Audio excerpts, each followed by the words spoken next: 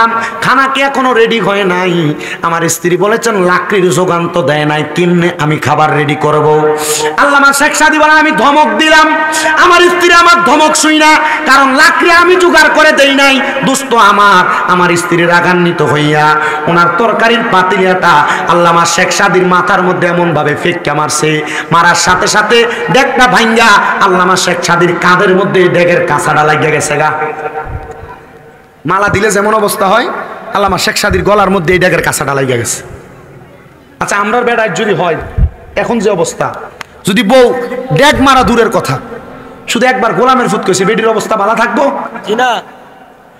আল্লামা শেখ সাদী চাইলে ওনার স্ত্রীকে একটা চর মারতে পারতেন, মারেন নাই। আল্লামা শেখ সাদী চাইলে এই স্ত্রী ত্যাগ করতে পারেন, তিনি ত্যাগ করেন নাই। ভালো আলেম চাইলে আরেকটা বিবাহ করতে পারতেন, তিনি করেন নাই। আল্লামা শেখ সাদী ডাক দিয়ে কয়, স্ত্রী তুমি আমাকে রাগান্বিত হইয়া ডেকটা দিয়ে এমন ভাবে আঘাত করলা, ঠিক আছে আমি এখন ঘর থেকে বের হব, আমি মানুষের কাছে যা যা বলবো আমার স্ত্রী আমারে কত ভালোবাসে, ভালোবাসা আমার গলাতে মালাটা পরাইয়া দিছে। গলাতে আসলে কি মালা না ডেকের কাঁচা? উনি বলতেছেন আমার গলার মধ্যে মালা পরাইয়া দিছেন, এই কথা বলবো। এই কথা বলার সাথে সাথে স্ত্রীর সাথে সাথে আল্লামা শেখ সাদীর পায়ে পড়ে গেছে। ছাত্র ঘরের বাহিরে বারান্দার মধ্যে পড়তেছেন, ছাত্র কই কিরে খাবারের জন্য গেছে, ভিতরে দিয়ে তুফান চলতেছে। এমন অবস্থা দেখা আল্লামা শেখ সাদীর স্ত্রী তার পায়ের মধ্যে ধরে কয়, স্বামী আপনি যদি বাহিরের মানুষের কাছে কথাগুলা বলেন, মানুষ আপনারে খারাপ বলবে না, আপনার অবস্থা দেখে মানুষ আমি স্ত্রীকে খারাপ বলে বলে সম্বোধন করবে। হায়রে দুনিয়ার মুসলমান, আল্লামা শেখ সাদী স্ত্রীকে ওনার কথার মার পেঁচে বুঝাইছেন, কিন্তু আমরা সমাজে স্ত্রীদেরকে মারধর করে, আঘাত করে, গালিগালাজ করে। আমার নবী কয় দুনিয়ার পুরুষেরা তোমরা তোমাদের স্ত্রীদেরকে তাদের মা বাবার নাম তুলে গালি দিবা না। নবী গো কেন? আমার নবী কয় আমি কইলাম মহিলাদের বাবা। চিন্তা করেন আপনি যে আপনার বউর মুখ মারানি জি কইয়া গালি দেন, এটা গালি দিলে গালিটা যায় রহমতের নবীর উপরে পড়ে, এই জন্য কোনোদিন নারীদেরকে গালি দিয়েন না। আমার নবী কয় উম্মতের দলেরা তোমরা তোমাদের মহিলাদের গালের মধ্যে আঘাত কইরো না। আপনি কিছু থেকে কিছু হওয়ার আগে গালের মধ্যে চটকনা থাপ্পড় লাগাইয়া দেন। নবী গো কেন আপনি বললেন আঘাত না করার জন্য? নবী আমার বলতেছে এই মহিলারা তোমাদের কাছে সাময়িক সময়ের মেহমান, আমার আল্লাহ তাআলা আবার আল্লাহ তাআলার মেজবানকে ফিরিয়ে নিয়ে যাবেন, এই জন্য তোমরা তাদের সঙ্গে বাজে আচরণ করবা না। আবার অনেক পর্দার অন্তরালের মা বোনেরা তাদের স্বামীর সঙ্গে সুন্দর আচরণ করে না। আমি আমার মা বোনদের উদ্দেশ্য বয়ানটা পেশ করতেছি। মাগো রহমতের নবীর হাদিসে মুবারাকা পইরা দেখলাম আমার নবীজি ওনার স্ত্রীদেরকে পানির সাথে তুলনা করেছেন। নবী গো কেন পানির সাথে তুলনা করেছেন? বলে কারণ হইল পানিকে যেই পাত্রে রাখা হয় সেই পাত্রেই পানি থাকে। একটা মহিলা যদি সবকিছু সহ্য করে ধৈর্য ধারণ করে চুপচাপ থাকে, তাহলে আমার আল্লাহ তাআলা ওই মহিলার সংসারের মধ্যে জান্নাতের প্রশান্তি প্রদান করবে। কিন্তু আমাদের মহিলারা স্বামীর উপর অত্যাচার করে, অনাচার করে, গজব আযাব দেয়। রহমতের নবী বলে আমি মেরাজের মধ্যে যাওয়ার পর 3 প্রকারের মহিলা দেখেছি জাহান্নামের মধ্যে। এর মধ্যে 1 প্রকার মহিলা দেখেছি যাদের জিহ্বার মধ্যে গরম রড লাগে টান দিয়া ছিঁড়ে ফেলা হচ্ছে। নবী গো কেন? বলে ওই মহিলা তার স্বামী এবং সন্তানকে লানত দেয়, আযাব গজব দেয়। এবার কোন গোলামের ফুতুর উপর খোদার গজব ফরক, এমন গালিও বাংলার মহিলারা দেয় কি দেয় না? একটু মোহাব্বতে দুরূদ শরীফ আদায় করি। আল্লাহুম্মা সাল্লি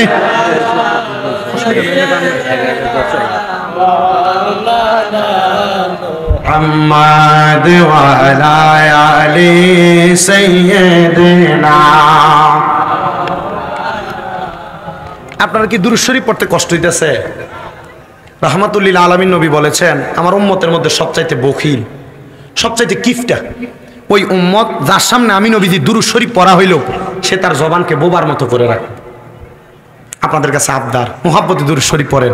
রহমতের নবীজির ঘোষণা, দুনিয়াতে যেই উম্মত আমি নবীর প্রতি যত বেশি দুরূদ শরীফ আদায় করবে জান্নাতের মধ্যে ওই উম্মত আমি নবীর তত কাছাকাছি থাকবে। আমরা নবীর কাছাকাছি থাকতে চাই কিনা? চাই। আসতে কইলেন আপনারা, নবীর কাছাকাছি থাকতে চাই কিনা? যেই ব্যক্তি যত বেশি দুরূদ পড়বে জান্নাতে নবীর তত কাছে থাকবে। তো মুহাব্বতে দুরূদ শরীফ পড়েন। আল্লাহুম্মা সাল্লি। হুজুর আসবে, হাজত আছে সাইরা আসবে। মুহাম্মাদ ওয়া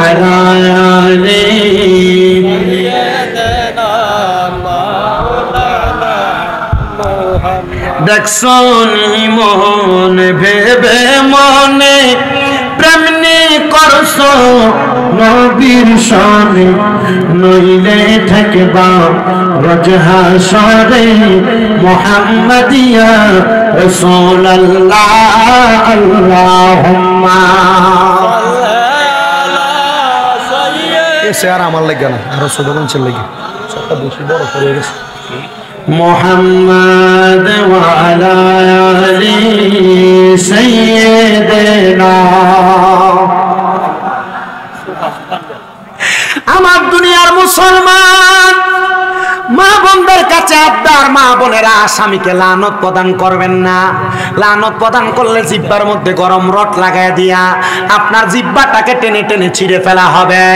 এ মুসলমান, আল্লামা শেখ সাদির স্ত্রী যখন স্বামীর কাছে মাপ চাইছে, আর আপনার বেরিয়াত মাপ চাইতো না, রাত করে অন্যদিকে ফিরা ফিরা থাকবো, মাপ চাইতাম না তার কাছে, কয়জনের রাগ কইরা বাপের বাড়ি ত্যাগ কইরা যাইব। কথা কোন না কেন? মাপ চাইতো না, মাপ গো। অন্যদিন জামাইবো একসাথে ঘুমাইতো, যেদিন জামাইবোর ঝগড়া হইব অথবা স্বামী গায়ে হাত তুলবো ওই দিন মাঝখান দিয়ে কোলবালিশ। অন্যদিন বাচ্চা এক সাইডে, জামাইবো এক সাইডে, ওই দিন ঝগড়া হইলে বাচ্চা মাঝখানে চলে আসে। মহিলারা মনে করছেন এটা আপনার ক্যাটারি, এটা আপনার গুন্ডামি। মনে রাখো গো মা, যদি কোন স্বামী স্ত্রী দুনিয়াতে হাহার ঝগড়া করে, রহমতের নবী কয় তোমরা নারীরা রাত্রবেলা ঘুমানোর সময় স্বামী স্ত্রীর বালিশ হবে একটা। নবী গো কেন? বলে স্বামী স্ত্রী দুইজন যখন একসাথে লাইগা লাইগা থাকবে, আমার আল্লাহ তাআলা দুনিয়ার যত খালি জায়গা আছে ওই খালি জায়গাগুলা আল্লাহ রহমত দিয়ে ভরপুর করে দেয়। জামাই বউ ঝগড়া হয় না? কম না বেশি? আপনার কি কষ্ট হইতাছে? আমি বিলাতি ওয়াজি করি, আমি কিন্তু মোটামুটি সেতিও না, এটা আপনারা বোঝেন। আমি নর্মাল ভাবে কথা কই, আমি নর্মাল ভাবে কথা কই দেখি আলহামদুলিল্লাহ আমি আরেকটা কইরা আইছি। এটা শুকরিয়া আল্লাহ তাআলার। আমি সকাল 6টা 6:30 নাগাদ আসছি কিশোরগঞ্জ থেকে। আমার খুব কষ্ট হয়, কথা যে বলি অনেক কষ্ট হয়, আমার অল্প বয়স অনুযায়ী আমার কথা বলতে কষ্ট হয়, কিন্তু আপনাদের দোয়ায় আমি যে ওয়াজ করি, আপনাদের এই দোয়ার বরকতে আমার 6টা মাদ্রাসা এখন। আলহামদুলিল্লাহ। কয়টা? 6টা। আসতে বলেন কি আপনারা? কেউ সুন্নি মাদ্রাসার দরকার আছে না? আছে। কম না বেশি? বেশি। সুন্নিদের মাদ্রাসা না থাকার কারণে আজকে সুন্নিদের অনেক জায়গায় অধপতন আছে। এই যে বিভিন্ন জায়গায় মাজারটি ভাঙতাছে, আপনারা সান যতলা মাজার ভাঙছে, একটা লোক মাদ্রাসা নাই। এই মিয়া, যদি মাজারটির লগে যদি মাদ্রাসা থাকতো, মাদ্রাসায় যদি 2-4-500 ফোলাফাইন থাকতো, যে ফকিন্নির ফোলারা মাজার ভাঙতে হয়েছিল, যদি আল্লাহ পাক রাব্বুল আলামিনের ওই বান্দারা মাদ্রাসার 200-300 ছাত্র যদি 200-300 লাড়ি লইয়া ধরে নিয়ে দিত, ফকিন্নির ফোলারা খবর থাকতো? তাহলে ওই মাজারের খাদেমরার বিরুদ্ধে আমি কেন? এই মাজারের খাদেমরা যা গরু হয়েছে, ছাগল হয়েছে, এটি দিয়ে নিজের পকেট বাড়ি করছে।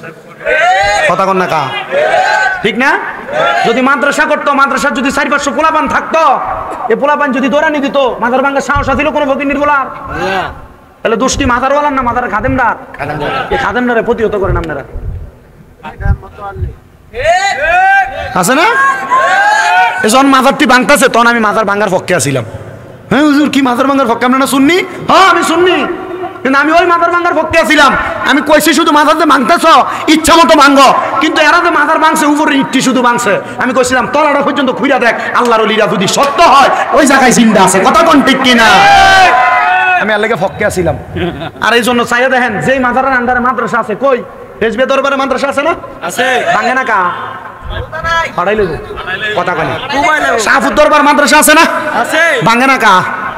শাহ আব্দুল্লাহ গাজীপুরি দরবারের পাশে মাদ্রাসা আছে না? ভাঙে না কা?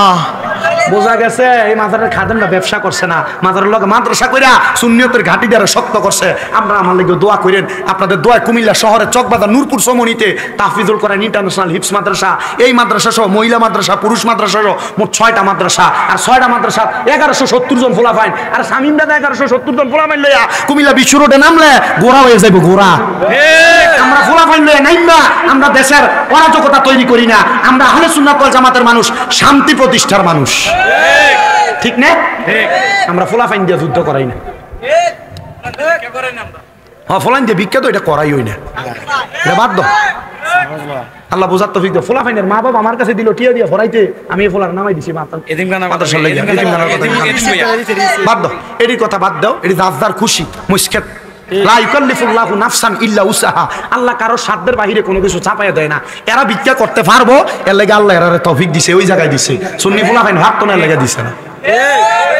আমি যখন মাদ্রাসায় পড়ছি লজিং ছিলাম, লজিং। আমি যখন ছোট কারিয়ানা মাদ্রাসায় পড়ি তখনও লজিং ছিলাম। যে ঘরে খাইতাম আমার আত্মীয় হয়, মানা করে দিছে। মানা করার পর 2 বেলা খানা খাইছি না। আমার হুজুরে আমার দিকে তাকায়, কিতারে তোর মুখটা তো হোঁটা দেওয়া যা। আমি কইলাম হুজুর আমি যেন খাইতাম আমার না করে দিছে। কত না আত্মীয়? আমি কইলাম হুজুর আত্মীয় খাওয়াইছে না। হুজুরকে অসুবিধা নাই, আমার ভাতটি অর্ধেক করে খা। তো হুজুরের ভাতে, হুজুর মুরব্বী মানুষ ছিল, ভাত একবার জাউয়ের মতো আর ডাল দিত, ডাল দিয়ে কোনো রকম খাইতো, বাড়ি বাঘ মারা। ওই হুজুরে আমারে কইছে খায়ালা, আল্লাহ উত্তম ব্যবস্থা করে দিব। তখন আমি আমার চোখের পানিরই ফরসে আর খাবারটা খাইছি। ঠিকই আসরের নামাজের সময় এক লোক আইয়া কইতেছে যে হুজুর একটা ফোলা দেন না, আমার নাতিটারে ফরাইতো। আল্লাহ রহমতে 3 বেলা না 4 বেলা খানা খাওয়াইছে আমারে। ওই লোকটা মারা গেছে, দোয়া করবেন তার জন্য। 4 বেলা খানা খাওয়াইছে। আমি আল্লাহর কাছে কইছি, আল্লাহ এই কষ্টর পরিশ্রমের পড়ালেখা আমার এটা একবার নির্দ্বিধা একবার বৃথা চলে যাবে যদি আমি দুনিয়াতে কিছু না করতে পারি। আল্লাহ আপনি আমারে দিয়ে কিছু করান। আল্লাহ করাইছেন মাদ্রাসা। আমার জীবনের সবচেয়ে বড় একটা স্বপ্ন, সুন্নি একটা বড় কমপ্লেক্স আমি নিজে করতাম, যেটাতে একবার বড় মাদ্রাসা, বড় একটা দর্শে নিজামি থাকবে, যেটাতে মহিলা শাখা থাকবে আলাদা, যেটাতে একটা বড় মসজিদ থাকবে, এমন একটা করতাম। আমার বড় স্বপ্ন, কিন্তু জানি না জীবনে ইনকাম করে করতে পারবো নি। আপনারা শুধু দোয়া করবেন আল্লাহ আমার করার জন্য তৌফিকটা দেয়।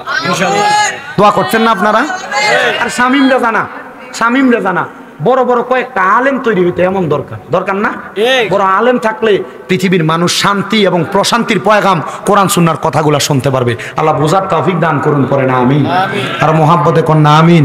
তাহলে দুরূদ শরীফের আওয়াজ দেখে আসতে হইব না, জোরে মুহাব্বতে দুরূদ শরীফ পড়েন। আল্লাহুম্মা সাল্লি আলা সাইয়্যিদিনা, মুখ লাগাইলে জোরে হয় আওয়াজ, দূরে থাকলে আওয়াজ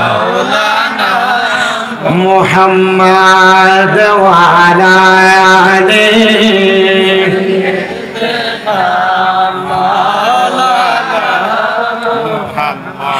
এ মুসলমান, স্ত্রীরা ঘরের মধ্যে এমন অত্যাচার অনাচার করে, ঝগড়া করলে রাত্রবেলা বিছানা আলাদা করে ফেলে।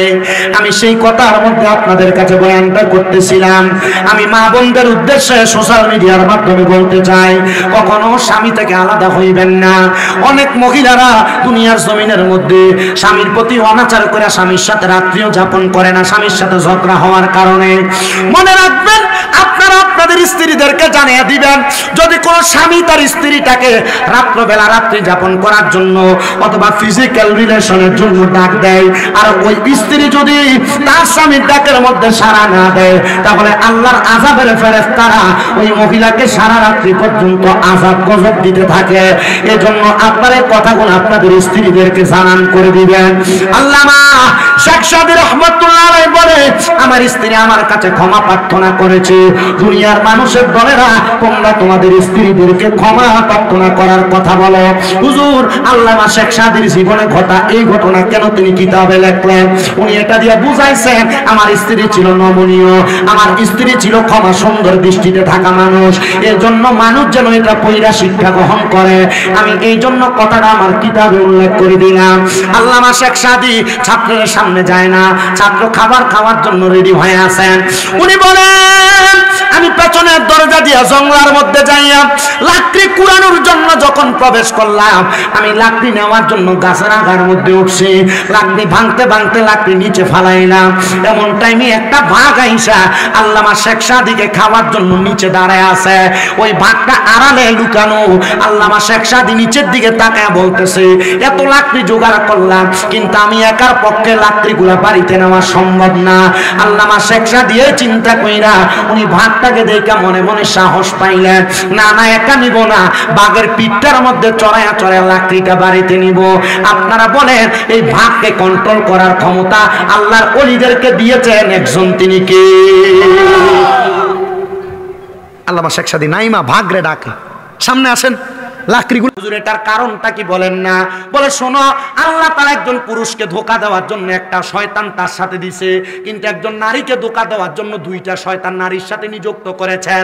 এখন যদি আমি আরেকটা বিবাহ করি তাহলে আমার ওই স্ত্রীর সাথে তো আরো দুইটা শয়তান নিযুক্ত হবে, ঘরের একটারে কন্ট্রোল করতে পারতেছি না, তাহলে আরেকটা স্ত্রী গ্রহণ কইরা আমি কেমনে কন্ট্রোল করব, তুমি আমারে বলো না।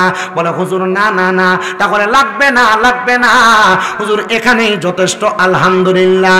মনে রাখবেন, স্ত্রী মানুষ, এদেরকে আল্লাহ তাআলা আদম আলাইহিস সালাতু ওয়াস সালামের বাম পাজরের বাঁকা হাত দিয়ে তৈরি করেছে। আপনি যদি সোজা বলেন এরা বাঁকা বসবে, আপনি বাঁকা বললে এরা সোজা বলবে। এজন্য আপনি যতটুকু সম্ভব আপনার স্ত্রীকে সুন্দর সুন্দর শব্দ দ্বারা সমর্থন করে বোঝানোর চেষ্টা করবেন। কখনো আপনার সংসারের মধ্যে অশান্তি হবে না, কারণ রহমতের নবীর ঘোষণা, একজন স্ত্রী যদি কুফু মিলা যদি সংসারে সুন্দরভাবে চলাফেরা করে তাহলে সংসারটা সুন্দর জান্নাতের বাগান হয়। কিন্তু স্ত্রী যদি সংসারের মধ্যে কুফু না মিলে আসে, অশান্তি তৈরি করে, তাহলে দেখবা ওই সংসারটা জাহান্নামের চাইতে নিকৃষ্ট হয়ে গেছে। বলে হুজুর কেন? হ্যাঁ রে মুসলমান, শুনে রাখো, ঘরের বউ যদি বলা হয় সংসার জান্নাতের মতো আরাম, কিন্তু ঘরের বউ যদি অশান্তি করে এর চাইতে বড় অশান্তি আর বাংলাদেশে না। এটার এক নাম্বার কারণ যৌতুক। ঠিক আইতো না একটার মুহে দিও, কারণ চিন্তা করে আমার ভূতের যৌতুক লই এরপরে বিদেশ ছাড়ান, চিন্তা করে আমার ভূতের বিয়া করামু তো যৌতুকটা লইয়া এরপর একটা মিশুক কিনা দিমু, ফলা মাশাআল্লাহ সুন্দর চলবো। চিন্তা করে আমার ফুলারে বিয়া করাইয়া একটা মোটরসাইকেল লইয়া দিমু, তখন আর আপনি আপনার ভূতের বিয়া করান না, বিয়া দেন।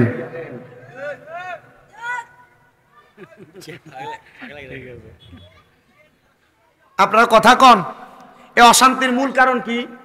যৌতুক। আপনাদের আসতে কর, এই অশান্তির মূল কারণ হলো যৌতুক। রহমতের নবী বলেন, যেই বিবাহ যত সহজ ওই পরিবারে শান্তি তত সহজ। রহমতের নবী গো কেন? বলে এই যৌতুকের মাধ্যমে বিবাহ কথা হওয়ার কারণে দুনিয়ার মানুষের অশান্তি অশালীনতা বেড়ে যায়, আর এই অশান্তি অশালীনতার কারণে দুনিয়ার মানুষ দুনিয়ার জমিনের ভিতরে সাংসারিক জীবনে শান্তি পায় না। এ মুসলমান ইমানদার, দুই নাম্বার কারণ সংসার অশান্তি যদি হয় এটা হলো স্বামীর পরক্রিয়া। আপনি দুনিয়ার জমিনে আপনার স্ত্রী থাকা সত্ত্বেও আপনি আপনার স্ত্রীর সামনে মিথ্যা কথা বলেন, আপনি আপনার স্ত্রীর সামনে অন্য কোন নারীর প্রশংসা করেন, এটা করার কারণে আপনার স্ত্রী আপনার সংসারের মধ্যে অশান্তি করবে। মহিলারা অন্যান্য অশান্তি করে না, তিন কারণে একটা মহিলা পরিবারের মধ্যে অশান্তি তৈরি করে। নবী গো কোন তিন কারণে অশান্তি তৈরি করে? আমার নবী বলে, এক নাম্বার, মহিলার স্বামী যদি নেশা করে। অনেক বেড়া মানুষ সিগারেট খেয়ে বাড়িতে যায়, তখন স্ত্রী তার সঙ্গে সুন্দর ব্যবহার করে না, কারণ তার মুখের মধ্যে থেকে দুর্গন্ধ ঘুয়ের চাইতে বেশি। তখন আর আপনার বউর আপনার ভাল লাগে না, আপনার ছোটটা যেটা এটার ভাল লাগে, কারণ আপনার মুখের ভিতরে এমন দুর্গন্ধ সিগারেট খাওয়ার কারণে। স্ত্রী অশান্তি করার কারণ কয়টা? আপনাদের আসতে কোন কয় কারণ? এই তিন কারণ। নবী গো কোন তিন কারণ? বলে এক নাম্বার, স্বামী যদি দুনিয়ার জমিনের মধ্যে থাকা অবস্থায় নেশাগ্রস্ত হয় অথবা বাজে কোনো খাবার আহার করে, এটার কারণে ওই স্ত্রী অশান্তি তৈরি করে। আমি আরেকটা কারণ নিজে বাইর করে দেখলাম, ওই স্বামী যদি তার স্ত্রীর সামনে অন্য কোনো নারীর প্রশংসা করে, ওই স্ত্রী কোনোদিন ওই কথা সহ্য করতে পারে না। মনে রাখবেন, একটা মহিলা কোনোদিন তার স্বামীকে অন্যের সাথে ভাগাভাগি করতে পারে না, কোনোদিন ভাগাভাগি করতে চায়ও না। আপনারা মনে করেন আপনার স্ত্রী আপনাকে সন্দেহ করে, আপনার স্ত্রী আপনাকে বিভিন্ন বিষয় বিভিন্ন প্রশ্ন করে, না না না, মনে করবেন যে বউ যে জামাইরে যত বেশি সন্দেহ করে এই বউ এই জামাইরে তত বেশি ভালোবাসে। কারণ এ জানে আপনি যদি অন্য কোনো নারীর সাথে বিবাহ বন্ধনে আবদ্ধ হয়ে যান বা অন্য কোনো নারীর সাথে সম্পৃক্ত থাকেন, তাহলে তার ভালোবাসাটা ভাগ হয়ে যাবে। এজন্য যদি সন্দেহ বেশি করে মনে করবেন আপনার বউ বেশি ভালোবাসে, রাত্রবেলা বেশি বাইরে বাইরে থাকলে আপনার স্ত্রী আপনার ফোন দিয়ে জ্বালায়, এটা ভালো। আমরা মনে করি না মাগো আমার ব্যাপারে তুমি মাথা ঘামাও, না এটা ভালো জিনিস। আপনার স্ত্রী আপনার পাশে চায়। এর মধ্যে আরেকটা কারণ, সেটা হলো দুনিয়ার বর্তমান যে শ্বশুর শাশুড়িরা এরা এদের ছেলের বউকে তারা নিজের মেয়ের মতো মনে করে না, এজন্য সবচাইতে বেশি সংসারের মধ্যে অশান্তি তৈরি হয়। আর বউয়েরা শ্বশুর শাশুড়ি নিজের মাইয়ার মতো মনে করে না। শ্বশুর শাশুড়ির কথা হইল যে কি, আমার মাইয়ার জামাইটা বড় বালা, আমার মাইয়ার কথাটি শুনা শুনা চলে, কিন্তু আমার ফোলার একটা বেডতে হাতে তার বউয়ের কথা শুনে। আমার মায়ের জামাই না বলে বালা, ঠিক না? আপনার মায়ের জামাই না বলে বালা, ভালো হলে আপনার মায়ের কথা শুনে তো স্বাভাবিক আপনার ছেলের বউয়ের কথা আপনার ছেলে শুনতে পারে। নিজের মাইয়া সকালবেলা বাসন করা দুঃখ কাজ কাম করুক সেটা চায় না, কিন্তু নিজের ছেলের বউ মুনির মতো খাটুক এটা চায়, ঠিক না? এজন্য শ্বশুর শাশুড়িদের কাছে আবদার থাকবে, আপনারা আপনাদের ছেলের বউদেরকে নিজের মেয়ের মতো মনে করবেন। দেখবেন আপনার ছেলের বউটা আপনি মা বাবারে আপনার নিজের মা বাবার মতো মনে করবে। আর 3 নাম্বার কারণ, মহিলারা মানবে না, যদিও না মানে কথাটা সত্য। বলে হুজুর কেমনে সত্য? 3 নাম্বার কারণ হলো একটা পরিবারে অশান্তি তৈরি হওয়ার কারণ হলো একটা মাইয়ার মা কেমন কানে কানে কইয়া দেয়, জিগো তো জামাই যা কামাই করে তুই একটু খোঁজ খবর লস না, তার মা বাপের সব টিয়া পয়সা দিয়ালা, তোর তো একটা ভবিষ্যৎ আছে। এ কানে তুলে দিল। এবার আপনি কামাই করে আসলে বাড়িতে আপনার প্রত্যেক ওয়াক্তে জিগায় তুমি কত টাকা কামাই করছো, কই তোমার টিয়াটা কই দাও না। এ যখন কোন মহিলা তার স্বামীর কামাই রুজিতে ইন্টারফেয়ার করে, এই ইন্টারফেয়ারটা করার কারণে স্বামী অশান্তি তৈরি করে। মা গো তোমার কাছে আমার আবদার হইল, তোমার স্বামী যা ইনকাম করুক আর না করুক তুমি এটার ব্যাপারে মাথা ঘামাইও না। দেখবা তোমার স্বামী তোমার 3 দায়িত্ব পালন করে কিনা। 1 নাম্বার শারীরিক, 2 নাম্বার তোমার মানসিক, 3 নাম্বার তোমার সংসারের ভরণ পোষণ দেয় কিনা। যদি দেখো এই 3 দায়িত্বটা পালন করে তাহলে তোমার স্বামীর ব্যাপারে তুমি আর কোনো মাথা ঘামাইবা না। কিন্তু বর্তমান সমাজের মহিলারা এই ব্যাপারে বড় সতর্ক। ও মা, যদি জান্নাতের মধ্যে যাইতে চাও মনে রাখবা গো মা, তোমাদের জন্য 4টা কাজ আল্লাহর নবী বলে দিয়ে গিয়েছে। নবী আমার বলতেছে নারীরা জান্নাতে যাওয়ার জন্য 4 কাজই নারীদের জন্য যথেষ্ট। নবী কোন 4 কাজ? বলে 1 নাম্বার নারীরা যদি 5 ওয়াক্ত নামাজ পড়ে, 2 নাম্বার যদি পর্দা করে, 3 নাম্বার যদি রোজা রাখে, আর 4 নাম্বার যদি নিজের লজ্জাস্থানের হেফাজত করে, তাহলে ওই নারীর জান্নাতে যাওয়া কেউ আটকে রাখতে পারবে না। আমার মুসলমান ইমানদার, আপনাদের কাছে আমি বলক রাজ্যের একজন বাদশা যার নাম হযরতে আহমদ খুনজুম রাহমাতুল্লাহ আলাইহি, আমি ওনার একটা ছোট্ট ওয়াকিয়া বলে আমার বয়ানটা শেষ করব। আপনারা যদি কষ্ট করে বসেন আমি আমার বয়ানটা টানতে চাই। আপনারা বলেন 10টা মিনিট সময় আর আমারে দিতে রাজি আছেন? অসুবিধা নাই তো আপনারা? হযরতে আহমদ খুনজুম রাহমাতুল্লাহ আলাইহি উনি বলেন আমি তখনও বিবাহ করি নাই, আমার বয়স 28 বছর বয়স। আমি আমার আল্লাহ তাআলার ইবাদত করি। আমি চিন্তা করতে লাগলাম আমি যদি বিবাহ করি আমি এই সময়টা আমার স্ত্রীকে দেওয়া লাগবে, আমি আমার মাওলারে সেই সময়টা দিতে পারবো না।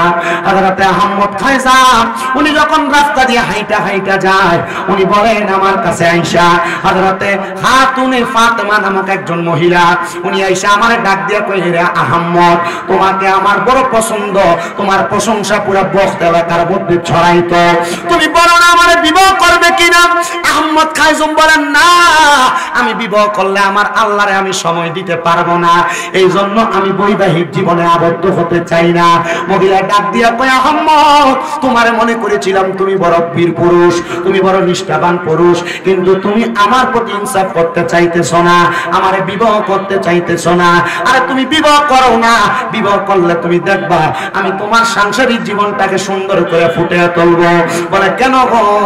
বলে আমি দুনিয়া জমিনের মধ্যে হেদায়েত পাওয়ার জন্য কোনো ব্যক্তি পাই না, তবে আমার বিশ্বাস তোমার মতো একজন নিষ্ঠাবান, তোমার মতো একজন হক্কানি আলেমের সাথে যদি আমার বিবাহ হয়ে যায় তাহলে আমার সংসারটা সুন্দর এবং সাবলীল ভাবে চলাফেরা করবে। ওই ফাতেমা নামক মহিলা আহমদকে ডাক দিয়ে বলেন, আহমদ বিবাহ করবানি?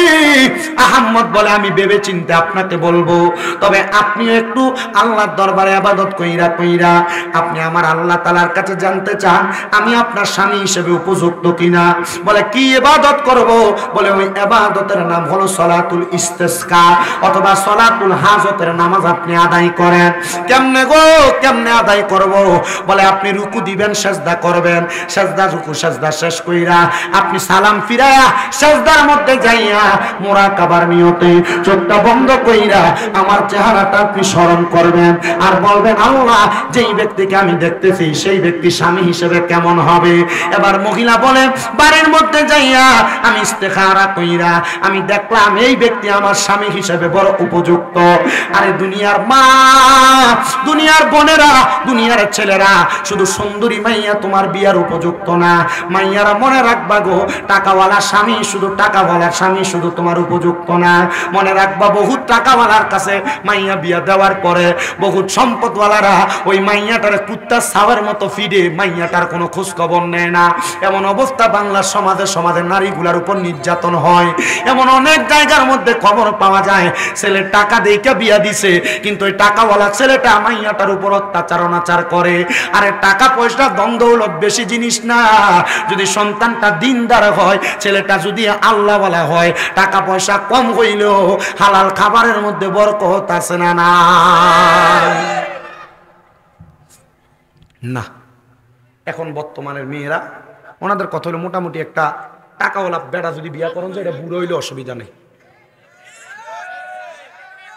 হ্যাঁ ঠিক না? কাকা কাকা কেমন এরা চিন্তা করে একবার বুড়ো হইলে অসুবিধা নেই, কিন্তু তার পরবর্তী সময়টা সে কিভাবে কাটাবে সেটা বলতে পারে না। এই জন্য টাকা যাচাই করার আগে মাইয়া বিয়া দেওয়ার সময় সন্তানটার কি যাচাই করবেন? আদর্শ। বলেন না কি আদর্শ? না কি এর আদর্শ? আমি রিক্সা চালাই, আমার মাইয়া জামাই হইতে হবে বিদেশে। আমি সাধনদারি করি, আমার মাইয়া জামাই হইতে হবে লন্ডনী, ইতালি প্রবাসী। ঠিক না? না পোলাপান আপনারা যারা আছেন, অনেক পোলাপান, এই যে আমি কয়দিন আগে ফেসবুকে দেখছি, তারা জিজ্ঞেস কি রে তুই না সুপারি চুরি করস, তুই ইতালি আসছিস কি লেগে? সুন্দর মেয়ে বিয়ে করতাম না। প্রবাসী হন, দেশের মানুষ হন, যেই কাজই করেন সুন্দর দেখে বিয়ে করবেন। বলে হুজুর সুন্দর বউ তো সবাই চায়, তবে সুন্দর দেখার পরে আর তিনটা জিনিস চাইেন। কি জিনিস? তিনটা জিনিস চাইেন। রসুলে পাক শিখিয়ে দিতেছে। এক নাম্বার, ওই মেয়েটার মা তার শ্বশুর শাশুড়ির সঙ্গে কোন খাসিয়তে কোন আচরণে চলছে সেই খবর নাও। দুই নাম্বার ওই মেয়েটা কতটুক দিনদার সেই জিনিসটা তাকাও। তিন নাম্বার, ওই মেয়েটা তার নিজের ইজ্জত রক্ষার্থে তাকে কতটুক বিলিয়ে দিতে পারে সেটা রক্ষা করো, সেটা একটু যাচাই করো। তখন তো মাশাআল্লাহ। কিন্তু আপনার পছন্দ কোনটা? যেটা মাশাআল্লাহ চুল্লি ছাইড়া দিয়া রাস্তার ভিতরে কোমরটা ঢুলানি দিয়া রাস্তা হাঁটতে পারবো। মাশাআল্লাহ এই যে না না এমন একটা মাইয়া যদি হইতো তাহলে আমার বিয়াটা করে একবার সফল। ঠিক না? দেখবে না তোমার এই বউ বিয়া করছো ঠিক, সুন্দর ঠিক, কিন্তু এটা তোমার লাগে হাসতো না। তুমি বাড়িতে যাইবা দেখবা বেডি সারাদিন যে মাছ কুটছে, গায়ের ভিতরে মাছের গন্ধ। কিন্তু যদি দিনদার স্ত্রী হয়, দিনদার স্ত্রী সারাদিন কাজ করার পর স্বামী আসার 5 মিনিট আগে হইলেও নিজেকে পরিপূর্ণ রেডি করে রাখবে। এই জন্য বিবাহের ক্ষেত্রে সুন্দরের চাইতে দিনদার যাচাই করবেন। আল্লাহ বুঝার তৌফিক দান করুন। আর সোশ্যাল মিডিয়ার মাধ্যমে যে মহিলারা মাইয়ারা শুনবা তোমার কাছে আবদার ফোলা ফাইনে এমনি দেখতে যেটা সুন্দর একবারে উড়া দুরা চলাফেরা করে, এটা শুধু রাস্তার ভিতরে দেখিয়া কি সুন্দর, এটা কনের লেগে ঠিক আছে, এটা ফোলা ফাইনের লেগে ফেমের লেগে ঠিক আছে, কিন্তু বিয়া করার সময় ফোলা যাচাই করে মাইয়া কোরআন শরীফ পড়ে কি পড়ে না। বিয়া করার সময় পোলা পান যাচাই করে।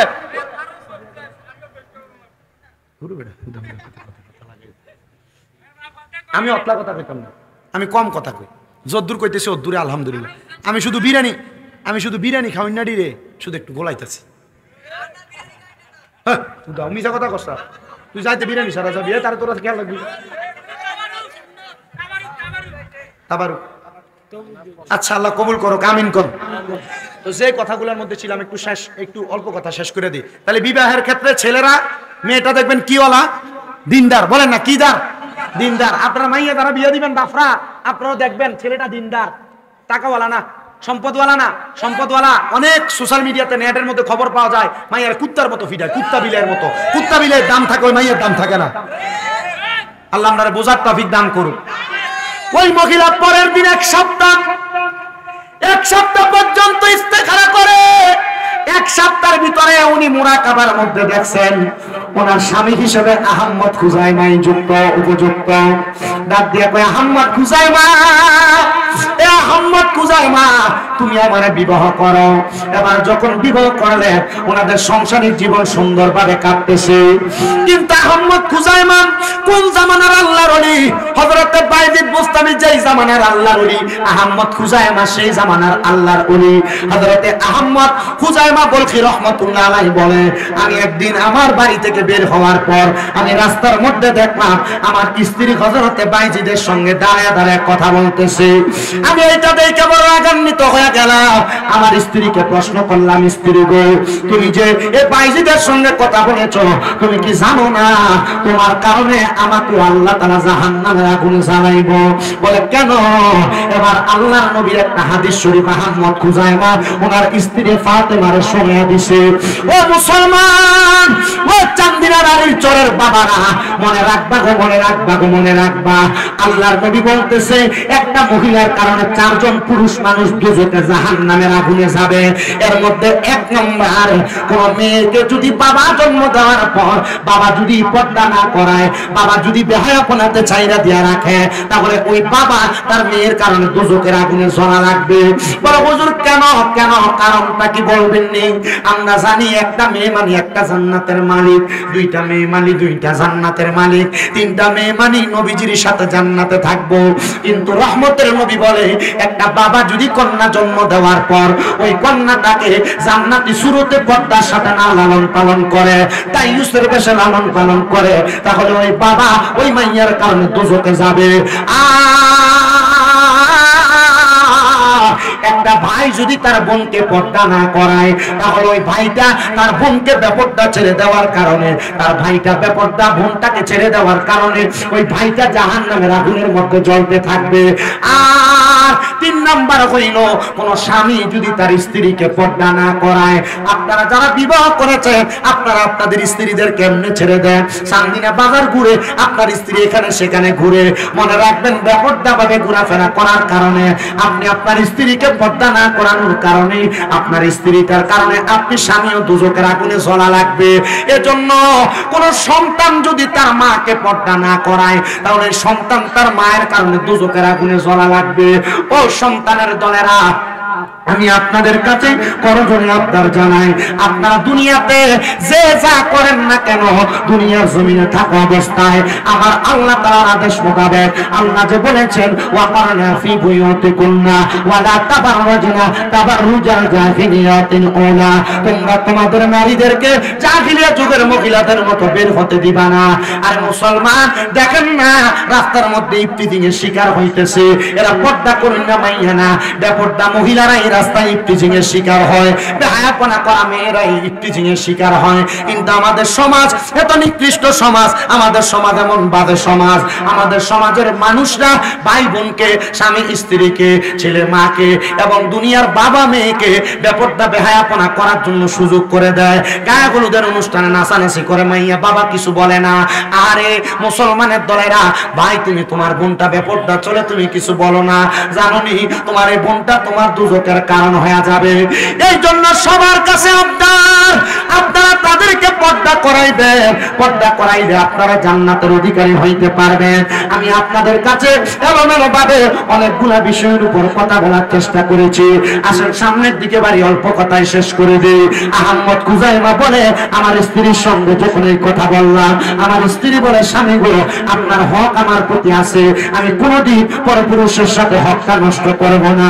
বলে স্ত্রী হক নষ্ট করবে না জানি, আমি চাই না তোমার শরীরের সৌন্দর্য অন্য কোন পুরুষ মানুষ দেখো, কিন্তু আমাদের মহিলারা স্বামীর জন্য সাজে না, এরা মার্কেটে যাওয়ার সময় সাজে, দাওয়াতে যাওয়ার সময় সাজে, জামাই বাড়িতে আসার পর স্ত্রীর অবস্থাটা এতটা ভালো দেখে না।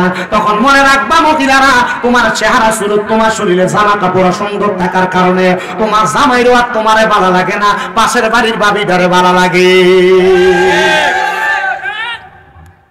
এজন্য আপনার স্বামী যদি অন্য কোনো নারীর দিকে যদি চোখও দেয়, আগে আপনার দায়িত্বটা আপনার, আপনি নিজেকে একটু বুঝেন যে আপনি আপনার স্বামীর প্রতি সুন্দর আচরণ করেন কিনা, আপনার স্বামীকে আপনি একটা মডেল সুরত আপনি দেখান কিনা, না আপনি থাইনে ফেত্তিনির মতো জামাইয়ের সামনে কি হইব এটা ঘরের বেটা কথা কন না কেন সামানের মতো ব্যবহার ভাল লাগে না এক গ্লাস পানি যদি খুঁজে দেয় না কিন্তু বাবির দরজার ভিতরে যায় ভাবি একটু পানি দেন না বেডি লেবু শরবত চিপ পেন না দেয় তখন বেটার ভাল লাগে আরে বাবিটারে কথা কয় না কেন আল্লাহ আমাদেরকে বোঝার তৌফিক দান করুন জোরে জোরে কোন আমিন হযরত আহমদ খুজাইমা বলে ফাতেমা এ ফাতেমা তুমি এমন ভাবে থাকবা যেন তোমার গর্ভ থেকে একটা নেক সন্তান দুনিয়াতে জন্মগ্রহণ করে আর নেক সন্তান আমি স্বামীর জন্য প্রাণ ভরে দোয়া করে এবার বলেন নেক সন্তানের দোয়ায় আমার আল্লাহ তাআলা একজন আব্বা আম্মার কবরে আযাব মাফ করতে পারে কি পারে না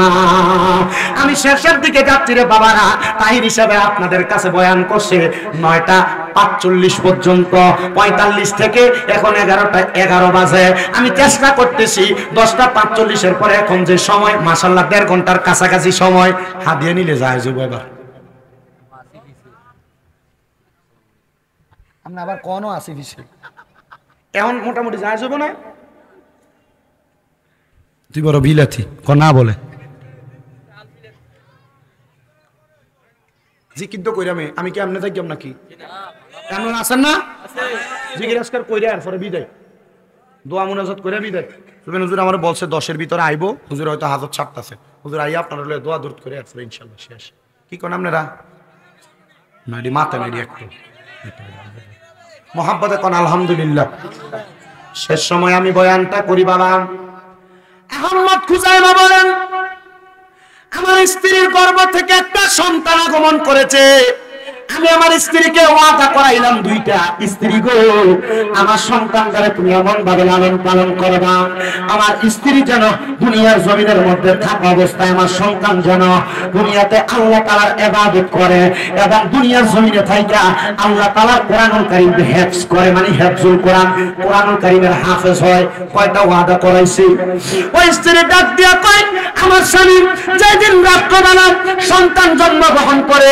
সন্তান কোলে নিয়ে আমার হাতের মধ্যে বেরা আমার স্বামী বলেছে আমি যেন আমার সন্তানটাকে দুইটা কাজ করাই এক নাম্বার আল্লাহর ইবাদতকারী বান্দা দুই নাম্বার আল্লাহ তাআলা কোরআনুল কারীমের হাফেজ আমার স্বামীকে এই কথা বইলা রাত্রিবেলা ওনার ঘরের মধ্যে চলে গেছে আমার স্বামী রাত্রিবেলা ইবাদত করে করে সময় কাটাইতো হয়তো আপনারা সবাই জানেন যারা বিবাহ করেছেন স্ত্রীর গর্ভ থেকে সন্তান জন্ম নেওয়ার পরে একটানা 40 দিন পর্যন্ত স্ত্রীর সঙ্গে মেলামেশা করা যায় না এটা আল্লাহর হাবিব এবং আল্লাহ কোরআনের আইনের আদেশ ও বন্ধু উনি বলেন সন্তান জন্ম নেওয়ার পর আমি চিন্তা করলাম আমার খানকার মধ্যে আলাদা ইবাদত খানার মধ্যে আমি আল্লাহ তাআলার ইবাদত করে করে সময় কাটাবো উনি ডাক দিয়ে কয় আমার স্বামী ইবাদত করার জন্য গেছেন আমার স্বামী একদিন দুই দিন তিন দিন চার দিন পাঁচ দিন কিন্তু ইবাদত খানা থেকে বের হন না আমি আবার আমার স্বামীর তালাশে আমি আমার নিজের ভাইকে পাঠাইলাম ফাতেমা খানজুম বলতেছে আমার স্বামী আহমদ খানজুম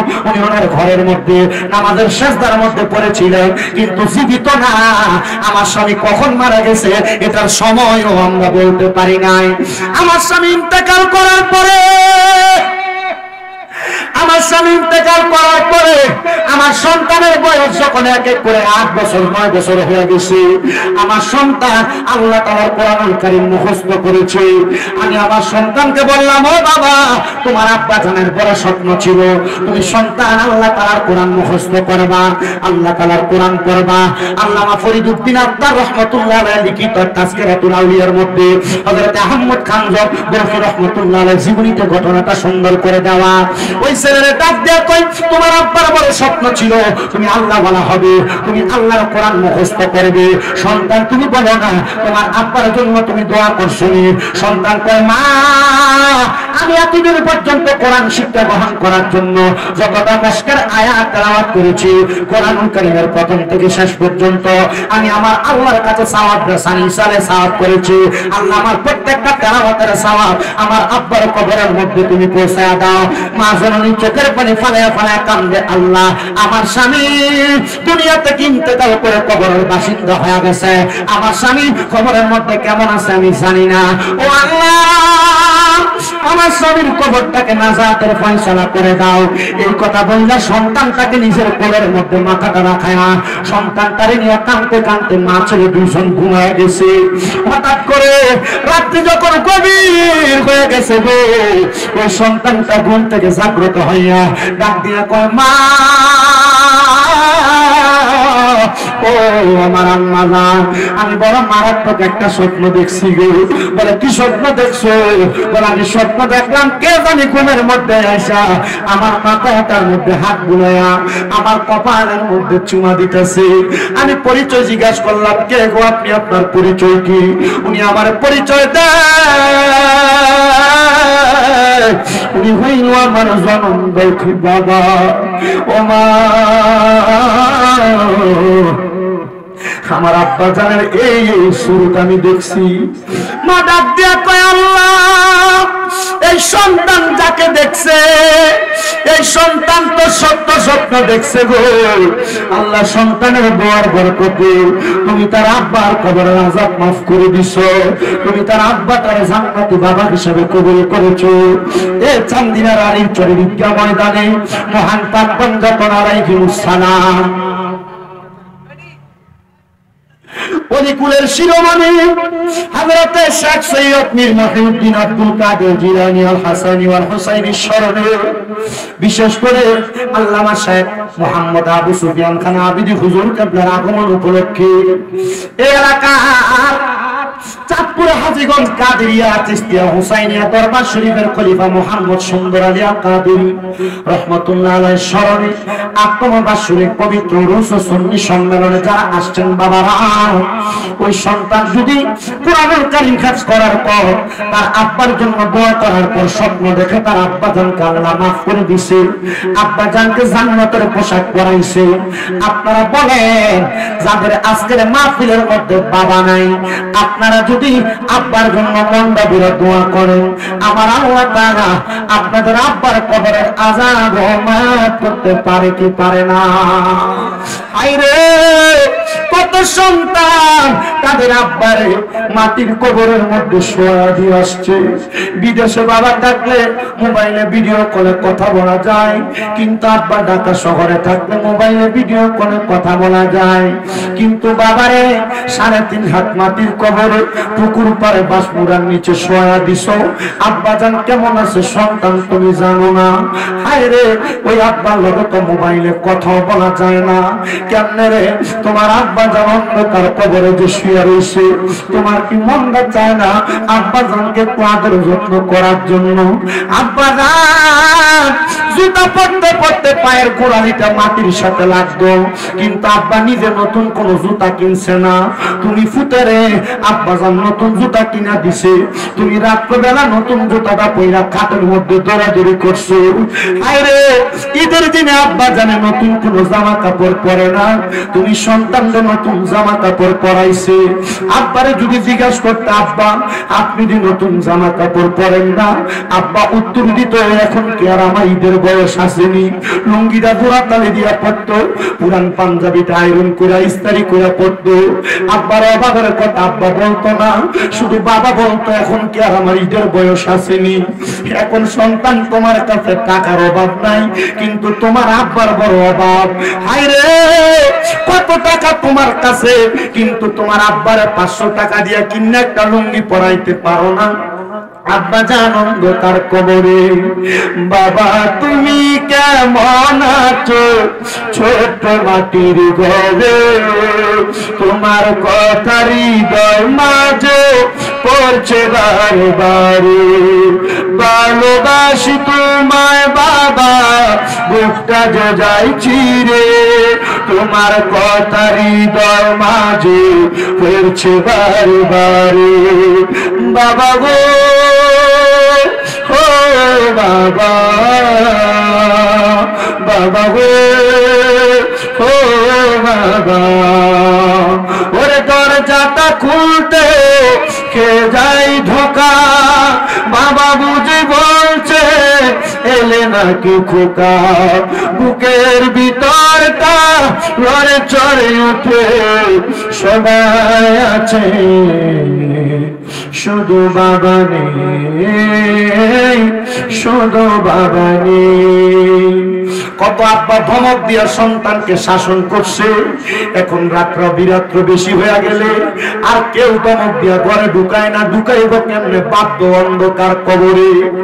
এ চান্দিনা বাড়ির চরে পর্দার অন্তরালের মা বাপের বাড়িতে যাওয়ার পর সবার মুখটা দেখো, কিন্তু জনম দুঃখী আব্বার মুখটা তো দেখো না। আইরে মা জননী বড় কষ্ট করে তোমার দুনিয়ার আলো দেখাইছে, ওই মা দুঃখিনী অন্ধকার কবর।